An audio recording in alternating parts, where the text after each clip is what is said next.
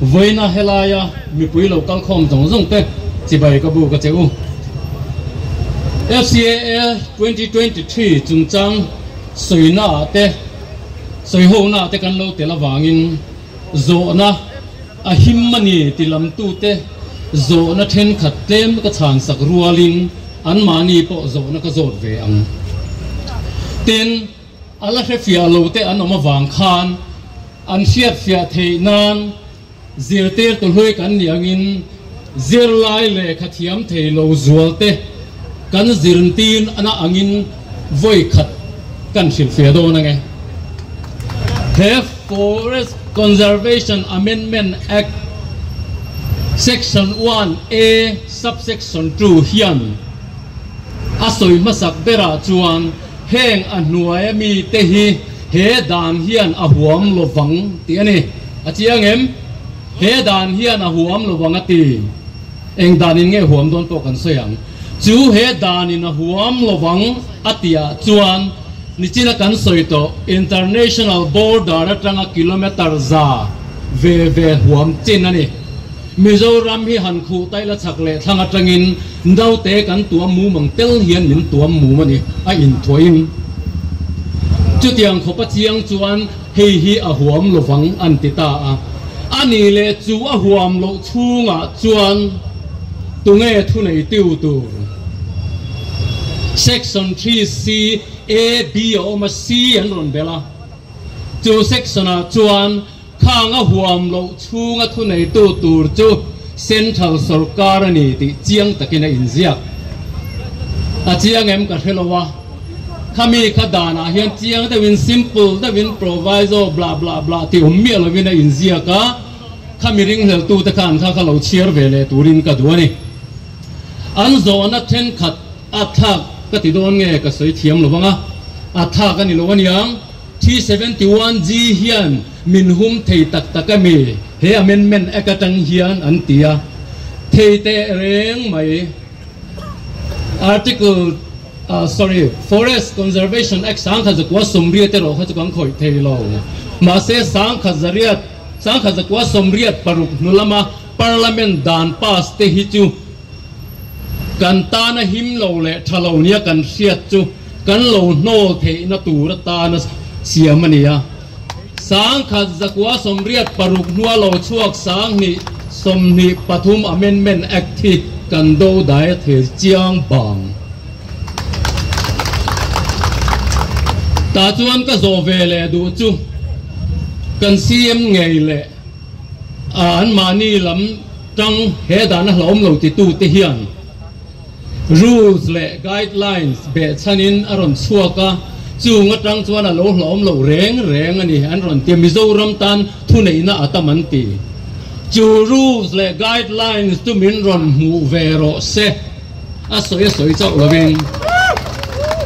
ni chena kan thu soi tu masai na soyang khan act provision hi rules le guidelines in apol dal thiang lo na kan tholai na mingin dan po pani khat siamin rules te po kan lo duang ve to châu ak he ar on chang eng za tam po ton tirin chei moi la châu ak ala ni don tho ani le ka zo le du chu kan sarkar hi hemi ek ma khan eng tin nge eng ang project ne eng ang thilan na tho tum nge dan masa khan lo dal adan masa sang kha zakwa somriat kan man lai khan enge kan nei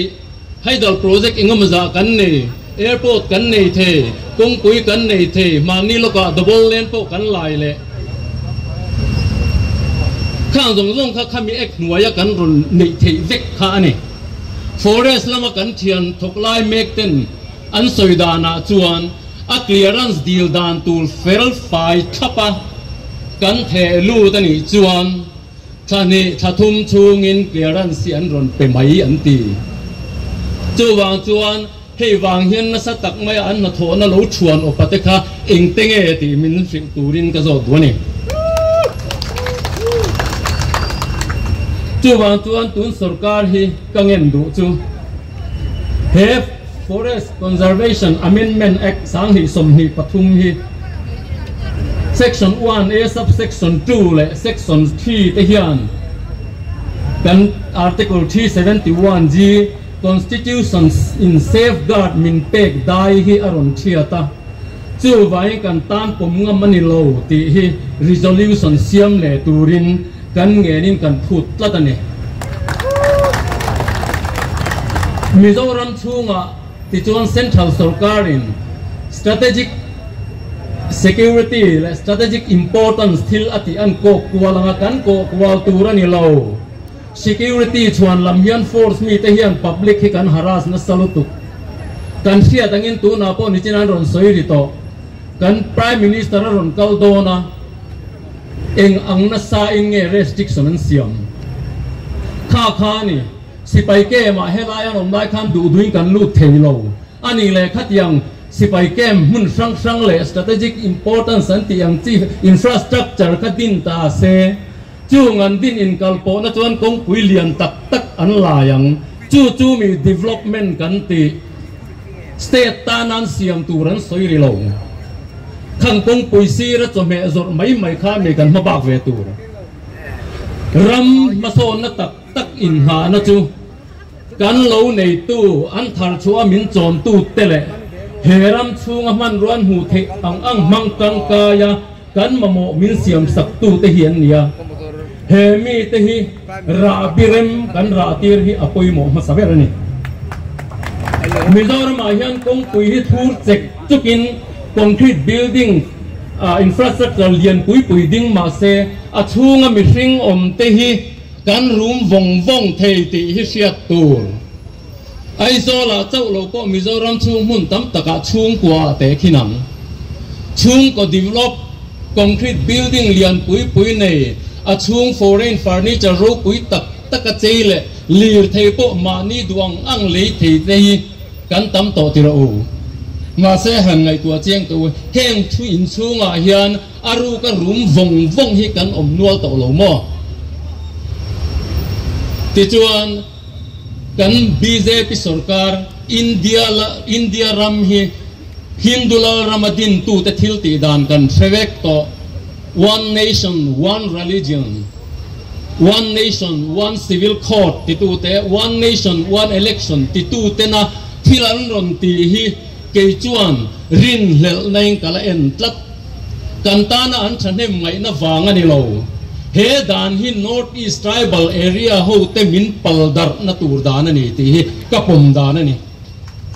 to wangin Mizoram mi pui te po in ngai tua chiang ila an ron thangkam an ron mathe development ti mai a hian i ok lowang u ke mani to kin kan thu soi ma sa tu te soyam khan ke mani to kin kan ti ve zelanga kan la nei zelang kan nei to zong po hi ti za ni thalai chung chang thuron soi tu in kan thalai te an man mo lu tu India ram chang kang lo wa po India ram state chang kang lo le re thei per hian kan politician tam takin development zor vak ma cheu sela ati dan hi ahar salut tu kan be fat la na ngai ti sonan le se ka du kan thalai te po chuwangin he thil hi ni chinan soyam khan kan tan chuan ani thola in aron mangtang kaya a himpui tu le nakina alo ni tak mo ti tur te chu tu na thalai ven kan kal khom po ngai sak lo te india ma se nakina social media tangin in lo la thiranga in ril ru lo siam ula he thil hi kan ram tan hian thil poi tak zet ani ti hi lo hrenum turing ka cha do chu ni ka lo me kan